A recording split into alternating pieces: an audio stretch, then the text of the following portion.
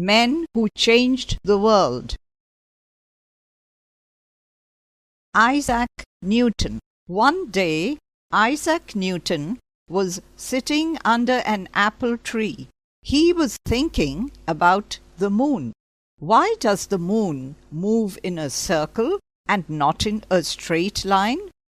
Just then, an apple fell off the tree down to the ground. Newton stopped thinking about the moon and began wondering about the apple. He thought, when the apple fell from the tree, why did it not go up in the air? Why did it fall to the ground? If something is thrown up, it comes down to the ground. Why does it not stay up in the air or go sideways? The incident set Newton thinking.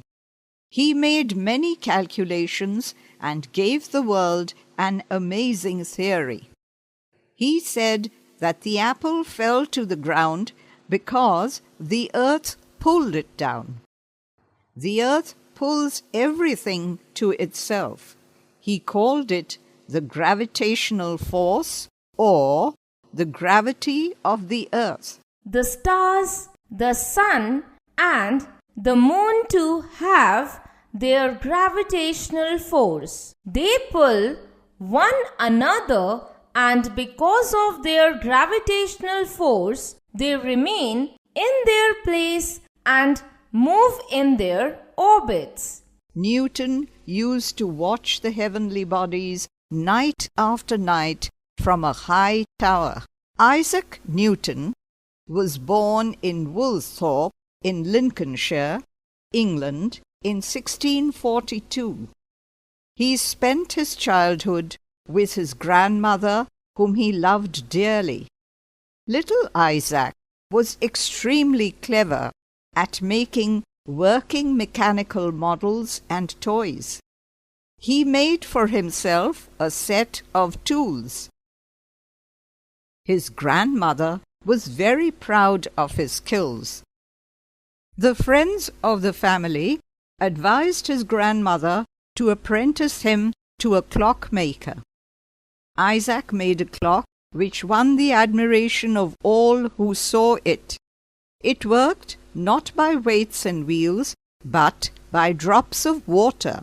He also made a sundial with which his grandmother could tell the time during day as well as at night, outdoors or indoors. This sundial, it is said, still exists at Isaac Newton's house. Isaac did not wish to be a clockmaker. He was determined to study. He went to the University of Cambridge. He won great fame because of his theory of gravity. He was the first scientist to study light. He told the world what sunshine was made of. Newton received many honors for his scientific work. He was made a member of the British Parliament. He died in 1727 at the age of 85. Thomas Alva Edison. Thomas Alva Edison was an American scientist. He invented many things. He was trying to make an electric bulb. He was sure that his electric bulb would replace candles, oil lamps, and gas lights in homes and streets. He wanted to give to the people a cheap, safe, and efficient method of lighting. After many difficult and lengthy experiments, he produced a satisfactory electric bulb. Now he had to convince people that his invention was better than gas lamps. He decided to install his electric lighting system over an area of 1 square mile in New York and prove his point. It was an expensive project. Many banks and rich citizens supported him.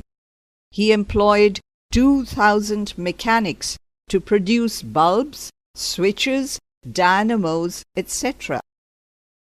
He said, "There is nothing that we can buy or that anybody else can make for us. We must build everything with our own hands." Before making the equipment, he and his team had to design it too.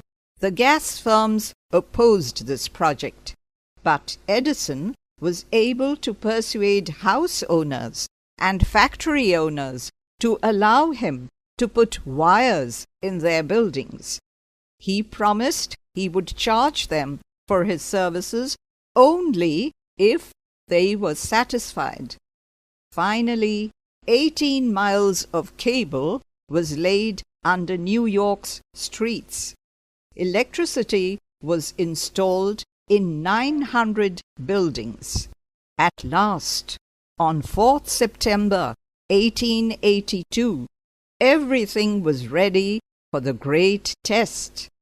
Later, Edison said, "I felt the sense of a great responsibility, for unknown things might happen on turning a mighty power loose under the streets and buildings." The historic moment came. Edison gave the signal. The words of a reporter from the New York Herald described the scene as, "The thousands of electric lamps in hundreds of buildings throughout the area burst into a bright and mellow brilliance." A new age began with this successful experiment. Every time you switch on an electric light, say, "Thank you, Mr. Edison."